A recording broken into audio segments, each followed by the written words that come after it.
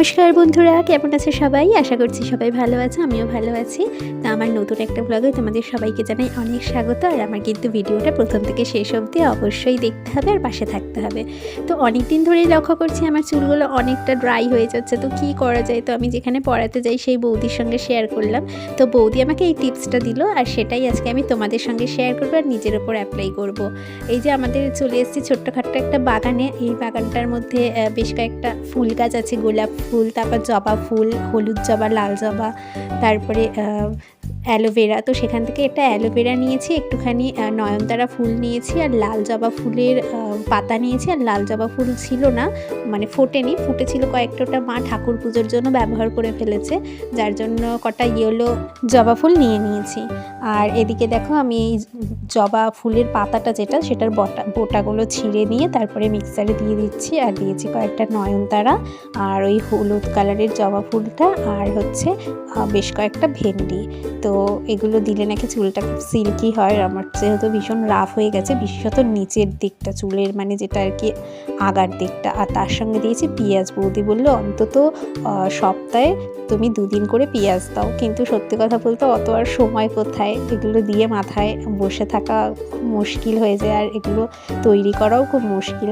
অ্যালোভেরাটা তো ছিলতে আমি পারছিলামই না, তো অনেক কষ্ট করে আমি এটাকে মানে করেছি, 2টো ভাগ করেছি আর অ্যালোভেরাটা বার করে নিচ্ছি। তো বলছে, সবাই বলে তোমার বাড়িতে অ্যালোভেরা আছে তুমি ব্যবহার করো না, লোকের কাছে থাকে না, লোকে এদিক ওদিক সেদিক থেকে কিনে ব্যবহার করে। তো ওই যে দাঁত থাকলে দাঁতের মর্ম বোঝে না, তেমন আমার বাড়িতে অ্যালোভেরা আছে, অ্যালোভেরার মর্ম আমি বুঝি না।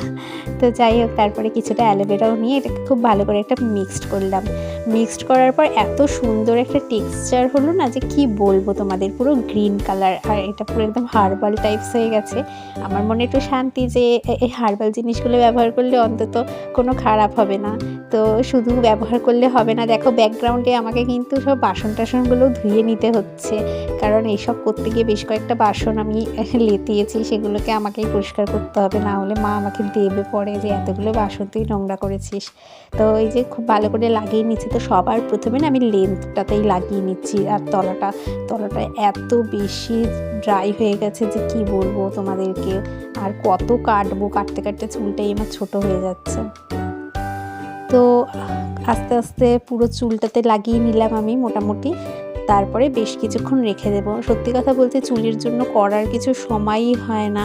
তো আজকে ভাবলাম যে না, এত কাজের মধ্যে ব্যস্ততার মাঝখানে একটু তো নিজের জন্য সময় বার করা উচিতই, কারণ সব সময় যদি এইভাবে চলতে থাকে তাহলে আমার চুলটার অবস্থা সত্যি খুব খারাপ হয়ে যাবে।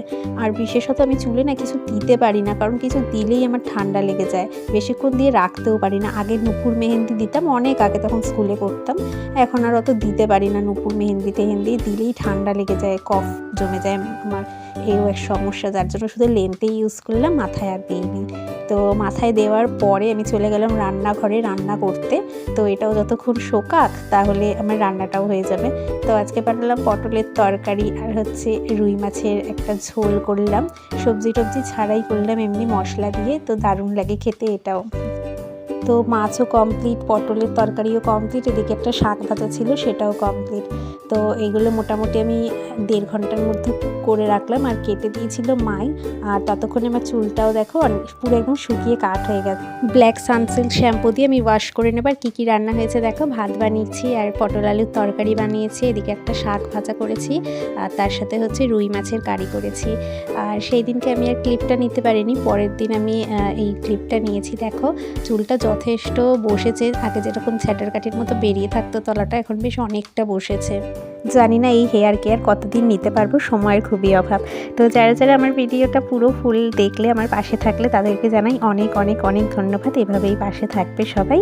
তো আজকের ভিডিওটা এখানেই শেষ করছি, দেখা হচ্ছে পরের ভিডিওতে। টাটা, সবাই সুস্থ থাকবেন আর ভালো থাকবেন।